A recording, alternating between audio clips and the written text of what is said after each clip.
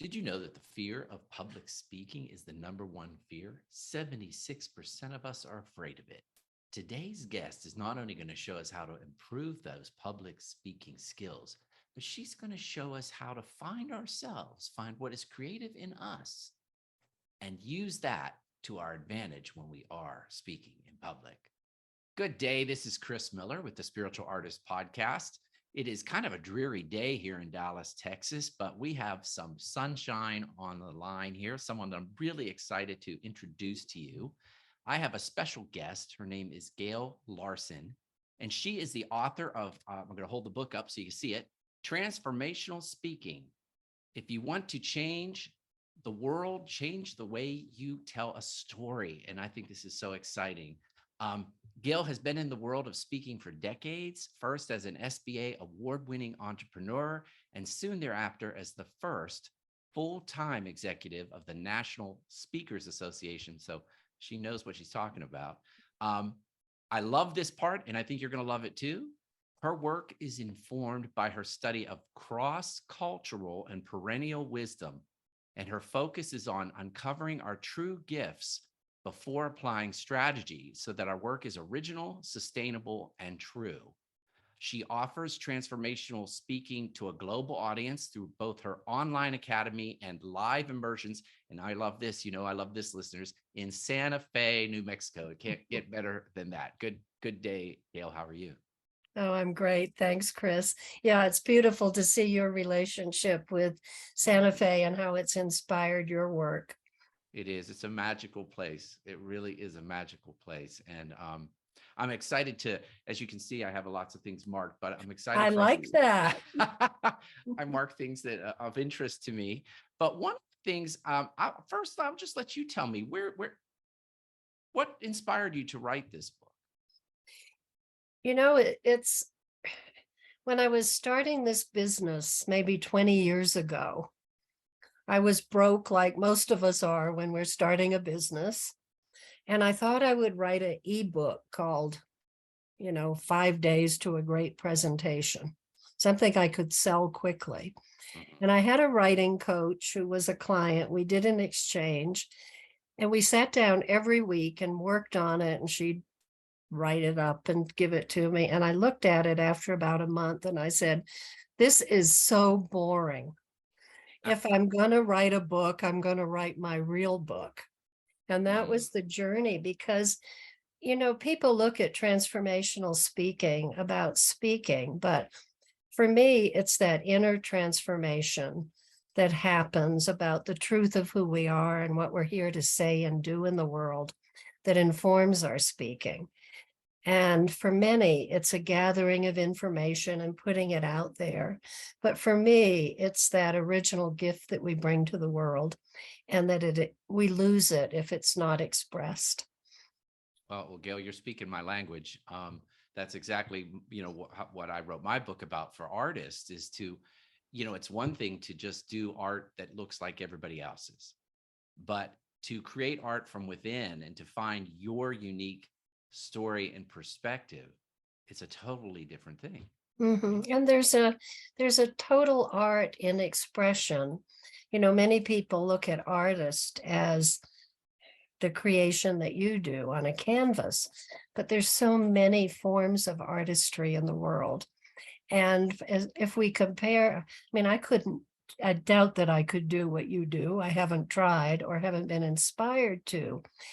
And I really trust that each of us brings a gift to the world that is original and is our form of art. Yeah, I think we do. I totally agree with that. Can you explain to our listeners what you mean when you say transformational? I know now because I read the book, but could you explain to them what that means when you say But things transformational? will actually shift. I'm not really too interested in terms of our own growth or what we'd like to see take root on the planet in incremental change. It's like, what happens when something inspires or touches us to the point that we're actually willing to make a change? And so that happens within us in our speaking and our expression before we can inspire it in others. So it's that change, right? It's the key is it transforms the listener as and I'm almost hearing as well as the speaker, or is that the case? Yeah, I mean, I loved when Fast Company reviewed transformational speaking. And the line from the review that so spoke to me, and I think defines the work, is transform your relationship to your voice via the deepest stirrings of your soul. And when people come to my training, it's often like, wow, I thought I was going to get to be a better speaker. I didn't expect to transform myself. But if we can transform our belief about speaking, which in many cases is very scary for people and certainly was for me, that then gives us the freedom to express. And the process then allows us to explore who we are and what we have to say and contribute rather than trying to learn techniques and ways of being that might make a better stage presentation, but isn't about true presence. Well, I do what I think so great about your book is it covers all those. It covers all the physical ways we are better speakers, you know, good eye contact, interesting stories, movement. But so it covers that. It's what I would call it's a holistic approach to speaking, right? Yeah, I mean, the hardest thing for me about writing the book was how to structure it. So for me, ultimately, as you see, it became the heart of speaking, then the art, and then the energetics, because they all play into it. But the heart is understanding that we're an original. It isn't a perennial teaching, original medicine, that we all have gifts and talents nowhere else duplicated. And the second part of the teaching is if we don't express it, it's lost to the world for all time. And what I've seen in this over years of people really naming and claiming a medicine name through the work that I do is that if we don't express that medicine, we get sick. I mean, we're so off track with why we're here. And so naming that and standing in the power of it is how we get to the heart of who we are and the originality that we're here to express. And as people are developing businesses, Chris, it's like, oh, do I need that? Do I need that? It's so many people come to me because they're so sick of formulas. And maybe the transformation is understanding the formula is in here. Perhaps it's just been so covered up with strategy that Yeah, it's lost to us. And when we touch into that again, it's so liberating. it is. You know, I will tell you, I'm going to fess up here. I speak to art groups, and I spoke last week, and so I was reading your book at the same time, and it's a lot of there's a vulnerability to it. You know, I heard what you said about telling your own story, and I sort of did because it is a very emotional thing, right? When you get up there and you really tell something that is the very basis of who you are in front of a room of people. It's how do you get people through that? You know? Well, I distinguish between the comfort zone in speaking and what I call the home zone. Mm, So the comfort zone is the skills. It is your professional persona. It's your credentials. It's the person who's asking you to speak, knowing you're going to keep your agreement. You're going to show up. You're going to talk about what you said you'd talk about. And it's good information and it's professional, but it isn't that personal connection that causes a person to relate and say, oh, maybe I will actually do what he's suggesting. So so, I call it the home zone. And mm, that's where we work with our stories. And we don't, I love Martin Shaw. I don't know if you know his work, but what a great interview he'd be for you. He's kind of this man of the hills in Ireland and a great storyteller. But and a mountain man. And he said something that just stays with me. He says, you don't trap a story, you track it. So every time you do an interview or you tell a story, you can't have this scripted. You and I didn't talk about what we were going to talk about, but we track with each other and with what wants to be revealed instead of having some boring script that's predictable and it works, but it's forgettable. So when we're telling our story, it's in that moment. And the way I work with people is I don't let them tell it the way they've told it before, because then it becomes this rehearsed thing. So if they want to tell a story they've told before, it's like, tell it in a new way. And I once was coaching someone and he or she said, stop interrupting me. And I said, I'm not interrupting you, I'm coaching you. You paid a lot of money for this. Do you want to hear go where we're going to go? But when someone is telling that story, and as you said, get to that place of vulnerability, I don't want to skip over it, but our human tendency is, oh, I don't want to embarrass myself. It's Right. like, what's there? Right. And I think that's the key to transformation is Yeah. you have to enter a vulnerable zone. So I admit I halfway entered. And you're right. You do expand every time I speak. I feel like I'm like you said, tracking my story and it's opening up more and more to me. But it's scary, Well, I have so many clients say to me, what if I cry? And my answer to that is, if it isn't emotional to you, how in the heck is it going to touch the audience? We are in the midst, Chris, of so much turbulence in our world, inner and outer, right now. And to pretend we can wrap it up in a bow and take a bow is ridiculous, because we have more questions than answers. And when we're inviting people on a journey with us as speakers, we're inviting them into the uncertainty, into the vulnerability of being human. And that's believable.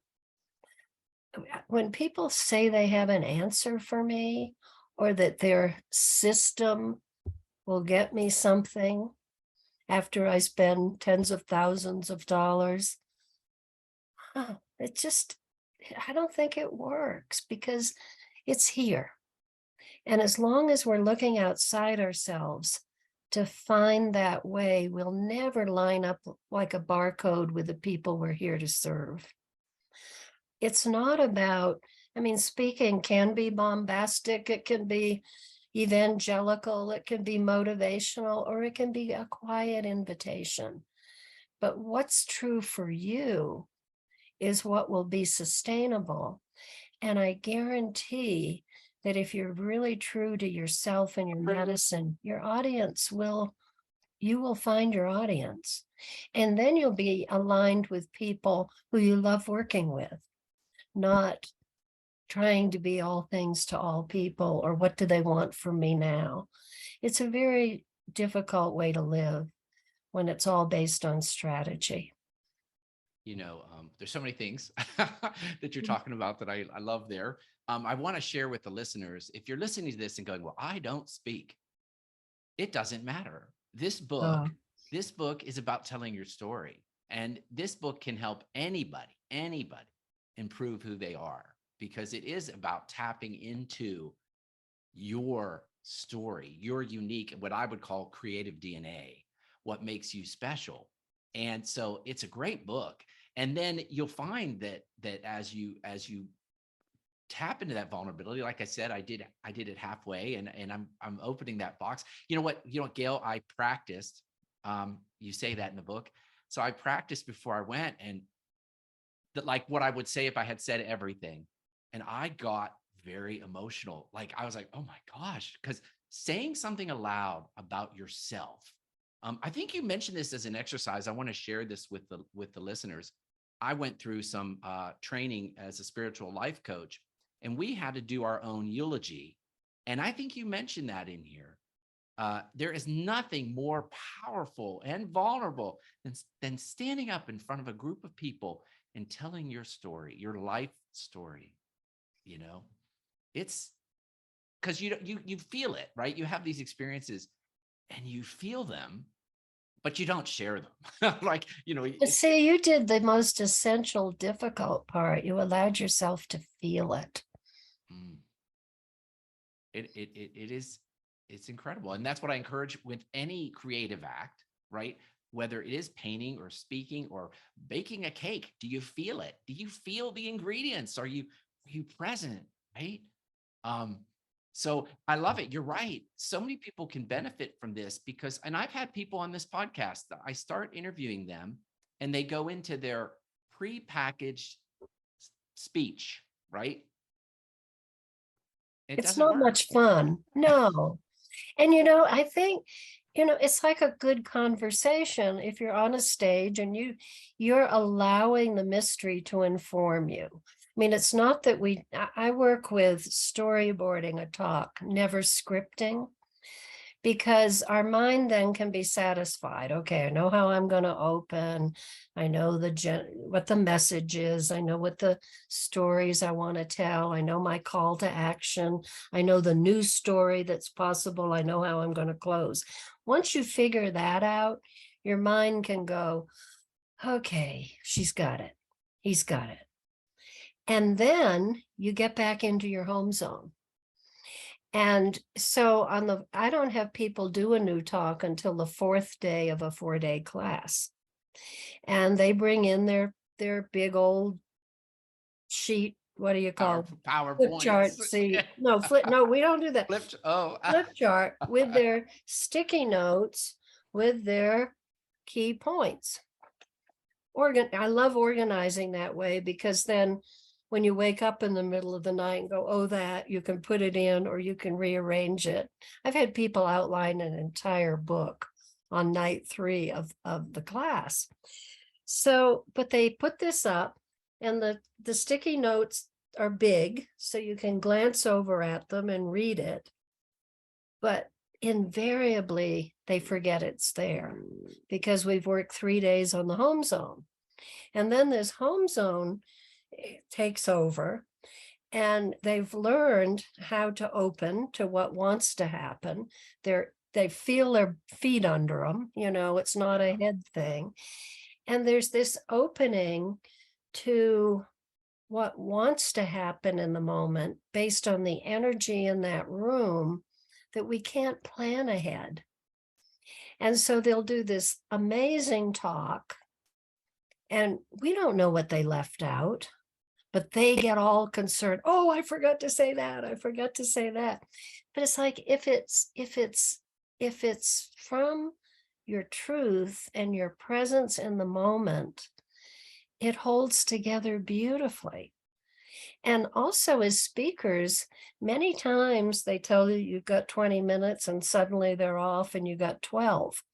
So if you have a scripted thing and the parameters change, you're in trouble.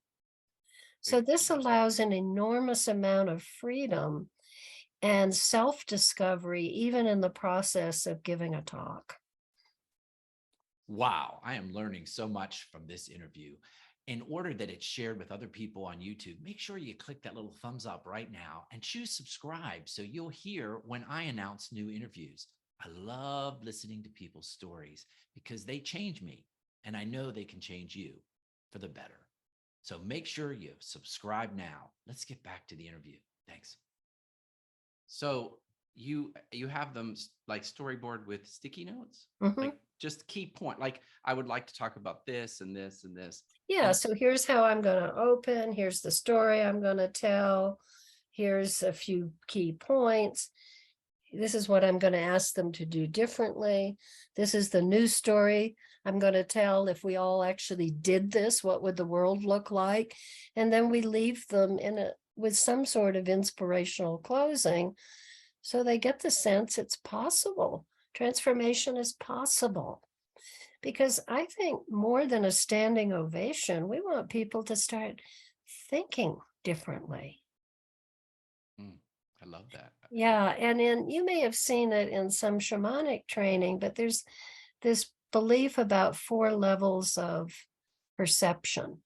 And I talk about it in the book, The 4 Levels of Engagement, I think I called it. But it's like when you look at how a shaman would heal, for example, they don't look at the symptom in your body and what's wrong. And then they can, the next level up, which we're getting better at in our culture, is mind body medicine. So how do we engage our mind to support the body? And that can be meditation or visualization. But the third level is the level of soul. And if a shaman is going to intervene on a soul level, it's through ritual, song, story. And so your story, people could say forever, Chris, I'm never going to be an artist. I think it's a good idea, but that's you, not me. But then when you tell your story about how you did it, it can change their thinking about it and then move to an action to take a step.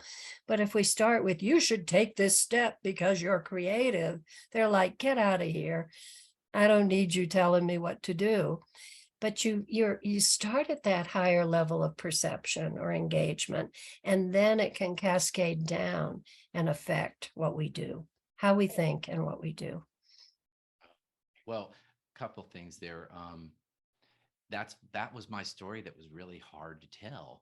Is I had a very, very, very shaming, traumatic art teacher experience when I was young, when I was about 10. And when I started telling it, practicing, I was like, oh my gosh, I don't know if I can do this in front of, but I will take this challenge, Gail. And next time I speak, I'm going to tell that story, because it's a story of how we can get so separated from who we are by a bad experience and then coming back to it. And it's universal. I mean, who among us has not been shamed for something that we thought was pretty cool? Yeah. And when you tell a story, Chris, I invite you to relive it, not retell it, because that's where the vulnerability is. That's when people say, oh God, I know that feeling. I remember when that happened to me. And then they're with you and they can go on the journey with you. But if you tell it from a comfort zone, it's just another fact in a presentation. But home zone is where they're impacted emotionally and will follow you because they can relate. It doesn't have to be the same experience, but it's the same feeling that something in their life generated. And then they're with you because they know you get it. Wow. I think that's exactly right. That vulnerability of reliving it. So you're right. I had thought of that story in my head, but I had padded myself from it. Right. Yeah. It was like a third party kind of experience. But when I practiced, I was reliving it, and I thought, oh my gosh, that was a really traumatic experience for me that I had forgotten. That was so traumatic, but walking through that living of it. And you're right, but that would be where the transformation occurs and where you truly connect through people on an emotional, spiritual level, right? Mm-hmm. And it's an edge because we don't want to re-traumatize ourselves. That's the problem. And actually, when people apply to come to the immersion, I ask if they're in the middle of a, huge loss or grief experience, because it's not a good time to do the work. We have to be on the other side of it enough that we can stay in the strength of our presence and our medicine and speak of it. It doesn't mean we won't be emotional, but we don't want to be, we don't want to break down. Right. So there's that edge that's that's we need to be aware of, and I need to be aware of in working with people. I mean, I have a capacity of knowing when to stop and when not to ask for more because someone's gone as far as they can.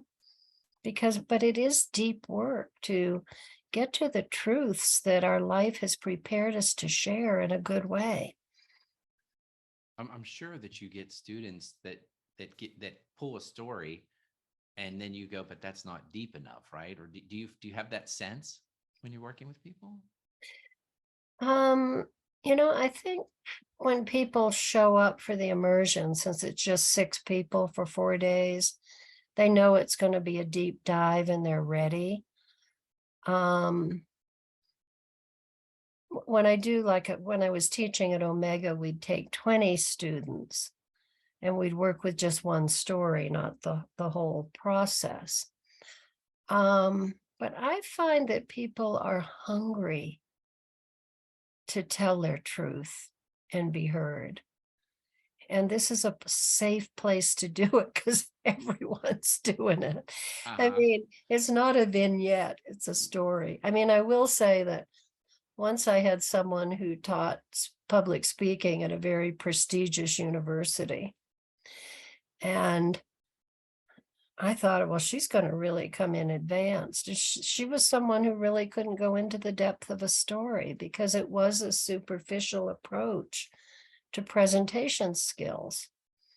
And actually, when I was teaching, it was interesting how groups would form when I was teaching at Omega, because one year I had everyone, it was like half the class came out during the class. Someone opened the door and everyone said, "Me too." And then there was one that was all spiritual directors and ministers. And there was a man who had graduated from the divinity school at Harvard. And he cornered me in the bookstore one night and he said, "You should speak at Harvard." And I said, "Well, what would I teach that they don't have?" And he said, "How to speak from your heart." Mm. And I'm thinking, if divinity is not associated with that deepest sense of longing and love and knowing and exploration, what is it? Exactly. It's surprising to me how superficial we are taught to be.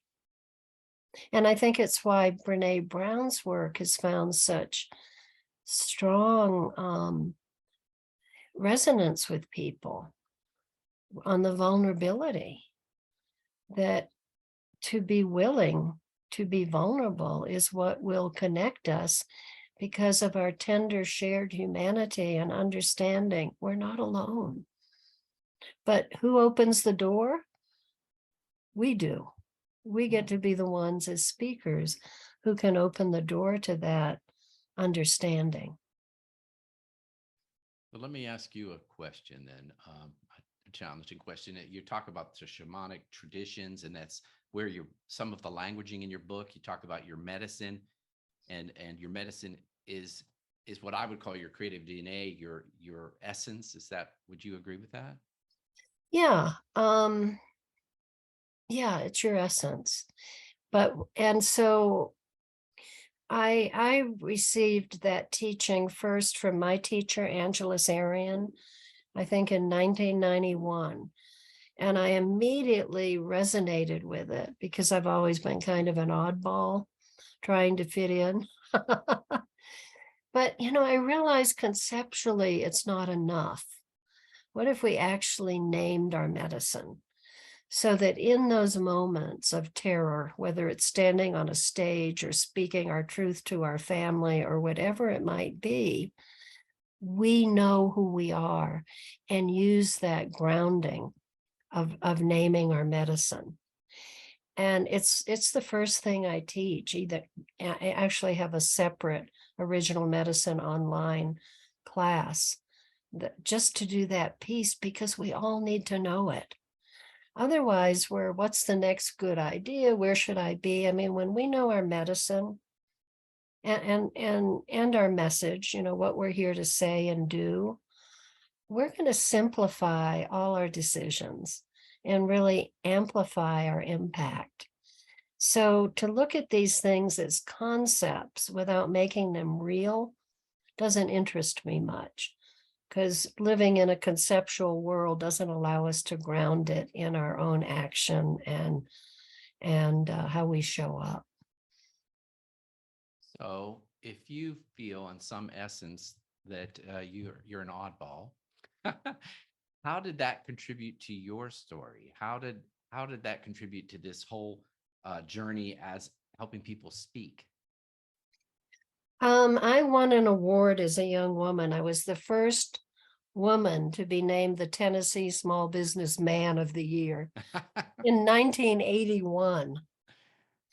And it was quite exciting. I mean, I'm sitting at home I always got up early and worked, and I get a telegram. This was in the days of telegram. You might have to explain to your listeners what that is. But I got a telegram from Ronald Reagan congratulating me and inviting me to the White House. And I'm like, oh my God, what? So I called the bank president who had nominated me, and I said, I had no idea this was a big deal. I got this. And he's like, he just laughed. So honestly, Chris, that was a step into a much bigger world. At the time, I was visible from doing women's career conventions, and 4,000 women came to my first event. My first business was an employment agency at the time of equal employment opportunity, and no one was getting non-traditional jobs. It's like, how do I change that? So I rented the municipal auditorium, and 9 months later had 100 companies there hiring women, and 4,000 women came from 16 states. And so that forced me to speak, and I was terrified. And it became a process. I actually was better than I thought I was, because I had no training, and the more training I got, the worse I got. There's And a it truth wasn't to any that. fun. It wasn't any fun. It was just like, really, this is when I gesture. It was just crazy stuff. And so ultimately, I think for me, it's been a journey of waking up. Because I came from a fundamentalist background, which didn't work for me. That's where I definitely was on the outside. So waking up to a bigger experience of God. I know you talk in your book about how you define it. One day I thought, a lot of people talk about God and aren't going to tell me I'm going to hell. So I asked in meditation, how do I reframe God? And ultimately I got, God is great open door, God. That's this opening to this magnificence of the universe and all that is. So then I stopped getting triggered by people talking about God. But in working with Angelus, it was always Great Spirit or the mystery. And so, my whole life has been informed by who we are really beneath the plans and the machinations and the rules. The rules. I was watching the 1883 series on TV last week after surgery while I was recovering. And the young woman who falls in love with a Plains Indian was talking about the rules. And he said, our God doesn't have rules, or we don't have rules. We have ceremonies to get to know God better. And that was like, what a way of being, as opposed, and whether it's rules about how we speak, how we create art. Come on, there's some inner DNA, as you said, that allows us to bring a gift here that we need desperately in this time on the planet. And that's what keeps me working, even as an elder, to discover those new stories that will transform our experience of being here and what life on earth could be. I'm so in alignment with what you're saying. I think the challenge today is that so many of our religions have created a duality, where if you do these things, you're accepted, and if you're not, you're not. And what I hear in your book and your message in my book is you are an essence of God. To me, you are an individualized expression of spirit right now, right Mhm. now. Celebrate that, create with that, and create honestly, authentically with that. And and it's going to be uncomfortable at first. It is. It is. I'm a gay man, and so there's always that concern about being in a group of people, especially the further out I go into the country, like into small towns. Can I share my message? How comfortable is it to sit in front of people and say I'm a gay man? You know, uh, it's vulnerable, but Yeah. it's part of my story. And like you, I always felt on the outside. And what that made me do as part of my story, and it sounds like yours too, is it made me grow strong on the inside. You know, Being outside of convention made me learn how to be strong internally. Mm-hmm. Mm-hmm. Yeah. And that's the only sustainable thing.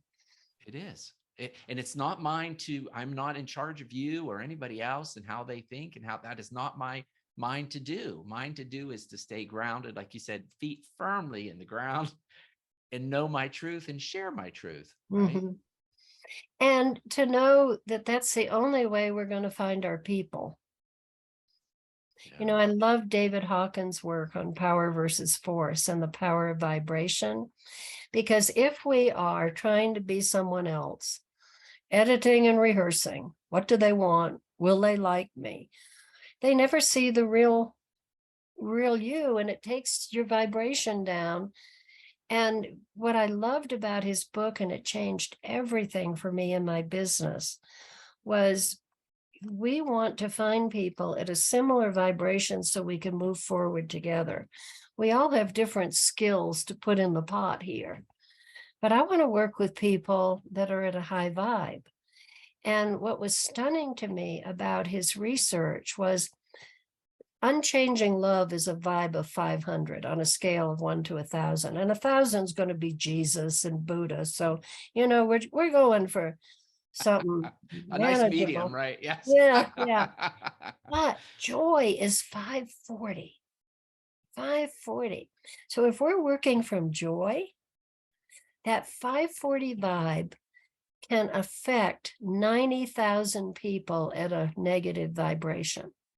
So it was like, oh my gosh, if I can be me and do my work in the world in the way I'm called to do it, 90,000 people can change without me ever having to talk to them.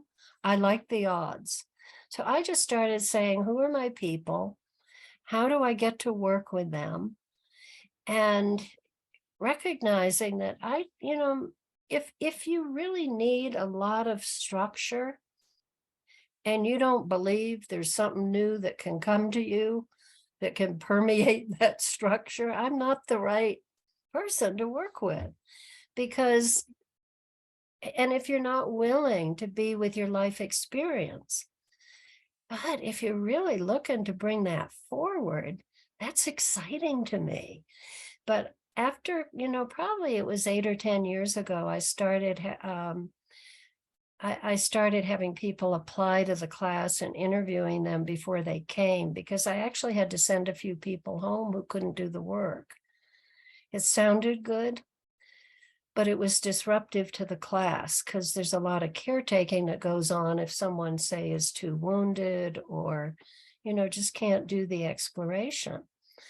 So, I think we all evolve with our work and our expression over time to find a way that we get to work with the people who bring our vibration up and that we feel like it matters. And to me, that's the joy of continuing to work. You know, The idea of retirement just is like, what? what? Yeah, well, Re- why do re- that? I always Retire from the gift I'm here to bring? I don't think so. right, retire from life. I mean, because to Yeah, me, because I don't think we separate, in time when it's really working, we're not separating that much our work from our expression. yeah, yeah. It's I believe, I go back to what you were talking about, where you talk about that, how you can affect people if you're at a certain vibration. And I've always think that one of the misnomers that we have is that time, a lot of people believe time is static. And I don't think it is. I think time is relevant. It's relevance, right? Because if you are at that vibration in just 5 minutes, you can do more than someone can do in 3 weeks at a low vibration, Mhm. Yeah. right? And Yeah. and so I always get Yeah. frustrated in the business world where people say, I want to know how much time it takes you to do that so I can pay you accordingly. It's not time that equals value. It's that quality of connection, right? That connection to your energy, to your consciousness that really makes a difference. Yeah, I mean, look at the number of spiritual teachers that you just sit with, just sitting with them. Yeah, just having a moment. Yeah, being in the presence of a higher vibration and that sense of there's something sacred here. Well, I wanted to follow up with one thing. Where did you get in touch with, you mentioned cross-cultural, and is that something that you always had a passion for? Um, No, I it was with my study with Angeles Arian, uh, was a cultural anthropologist. She grew up cross-culturally Basque in America. And what she studied cultures worldwide and brought together what was consistent with all of them in her work called the Fourfold Way. And it's around the four directions, four elements, four ways of meditating, four ways of uh, approaching our healing. And it was just a beautiful connection. The first weekend I was doing a workshop for her publisher in San Francisco when the book came out. And I called the publisher and I said, "Is Angela's going to be there?" And they said she's the first person who signed up. And then the next night, a mutual friend who had been a client had invited people to dinner in Mill Valley to meet me, and Angelus was there. And so I extended my trip to go to a short workshop with her. And it was the beginning of a friendship and 20 years of study with a teacher who I still, my book is dedicated to her mm, because if you haven't heard of her, it's yeah. because she would never take credit. It was always about our own medicine and our own journey and celebrating the steps we took to our own empowerment as opposed to thinking it was about her. And so that was the modeling I got early on that informs me to this day. And I mean, I had the privilege of studying with a really extraordinary teacher. Now, does she have a Um, book? Did you say she the wrote a book? Fourfold Way. The Fourfold Way. I'll put that in the description for listeners. Yeah. And life is like that for me. You talk about standing up and speaking, you kind of let it follow a path. But also people I talk to, I'm like, oh, I've never read that. I need to go get a copy of that book because it sounds wonderful. And you Right. can find her on YouTube. She was 5 feet tall and just such a mischievous way of being. She passed probably 8 or 9 years ago, quite suddenly after pneumonia. And it was like, because of her teaching, we realized we had a really wonderful ancestor on the other side who Uh-huh. still supports us. And Patrick O'Neill in Toronto has continued her work and calls it the Four Directions. And he co-taught with her for years. So the work continues in a good way. Well, I will have to check it out. Now, I want to thank you for being on the show and sharing your ideas. Is there anything I haven't asked you that you would like to include that you'd like to share with our listeners? Oh, wait, I did want to ask you, what is your next great thing? Because you had kind of teased me with this. So I want to share it with the listeners. You said you're working on a new. Oh, I'm exploring It will probably be a series of interviews, so you could help me get started in all this. But I'm interested in how we listen to voices beyond the mind, the ways we can be informed in our journeys that go beyond this mental construct that we think we can figure things out, because we're not figuring things out too well. It's this a lot of breakdown and seeing what doesn't work. And I'm looking at the ways we listen to our body, to the natural world, to our intuition, to our dreams, to signs, to all the ways that we can be informed if we begin to trust that world more. And then that listening can inform our speaking so that it matters. Well, I love that concept. I talk about it in my book, but I would love to help you out with anything you need on that. But I love the idea of listening. That's, to me, that's what a spiritual artist does, is you get into that place where you're connected and you listen. Just listen for the divine inspiration and the ideas. And they come, you're right, it comes to you in so many different ways. Well, it's like we don't know I mean, writing a book, and I'm sure you know this, like as in painting, for me, once I got started, it was like I was amazed at what came through. And it wasn't thinking, it was opening a channel to receive and to listen and to write what was coming. And that is the best of the creative process, to just be in amazement at what's available to us, but we have to open the channel. Oh, I love it. I feel, I hear it and feel things, and I feel like I'm already downloading my next book where I get these ideas like you're talking about. And what I do, I will share this with the listeners because you mentioned it with speaking. I have a picture back in Santa Fe when I would rent the studio a couple years ago, and I have these index cards taped on the wall, and each index card is a different chapter, right? I want to talk about this. I want to talk about this. I want to talk about this. And I kept trying to put them in some sort of, my literal mind, chronological order, but the creative process is not always chronological. And it's It not this, usually isn't. and it's not the same for you as me. And so I finally decided to tell people you can flip my book and read any chapter you want in whatever order you want. But I think that's an excellent tool. Like you said, the sticky notes of isolating key points and just start collecting them, right? And they will fly in formation when they're ready. But we have to get started. So for me, developing a talk a week ahead, just start putting those notes up. And then the next one will come, and then they start finding form. But then when we actually speak or write or paint, yeah, there's another voice that comes in and informs it. And to me, that's the joy of it. If we knew it, we'd only get what we've already got, and that's not creativity. Ooh, I love this. I love it. You're exactly right. The ideas they fly around, and then suddenly you're like, oh, boom, boom, boom, boom, they land. And it might be in front of a group of people, right? It's more fun when it does. It's like when we are in our home zone and we're saying something and the discovery drops into us in that moment, and we could go like, oh, I just got it. I've had that happen, and it's like the heavens open and the angels descend. It's so great, but it requires a lot of trust in our own process. Yeah, I often I did last week, when you have a group of people, what an opportunity, right? All those people coming to you with their own consciousness and sharing stuff with you. And if you get to that pitter patter where they can participate and you react, you'll have an aha moment right there. Right? Mm-hmm. You'll just go, oh, yes, yes, that's exactly what, Yeah. and they'll say it in their own words or their own vocabulary, but it's the same essence, right?